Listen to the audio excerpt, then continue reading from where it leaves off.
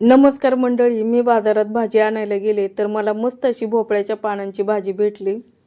ह्या भाजीची चव अगदी हरभऱ्याच्या भाजीसारखी लागते। लाल भोपळ्याचा वेल असतो त्याचीच कवळी कवळी शेंडे काढून ह्याची भाजी बनवली जाते। चला तर मग या भाजीची रेसिपी पाहूया।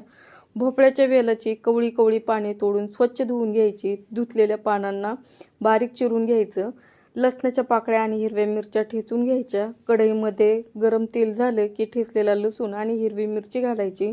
वरून चिरलेली भाजी घालायची। व्यवस्थित भाजी मिक्स करून अगदी थोडंसं पाणी घालायचं।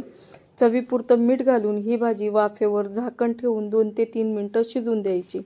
कवळी पाने असल्यामुळे भाजी शिजायला जास्त वेळ लागत नाही। 2 ते 3 मिनिटं झाली की झाकण काढून 2 चमचे शेंगदाण्याचा कूट घालायचा। पुन्हा ही भाजी झाकण ठेवून 2 ते 3 मिनिटं वाफेवर शिजून द्यायची। मस्त चवदार अशी भाजी होते। गावाकडे तर नेहमी भोपळ्याचा वेल पाहायला भेटतो, पण शहरी भागात अशी भाजी पाहायला भेटत नाही। तुम्हाला जर ही भाजी कुठे दिसली की नक्की करून बघा, मस्त होते।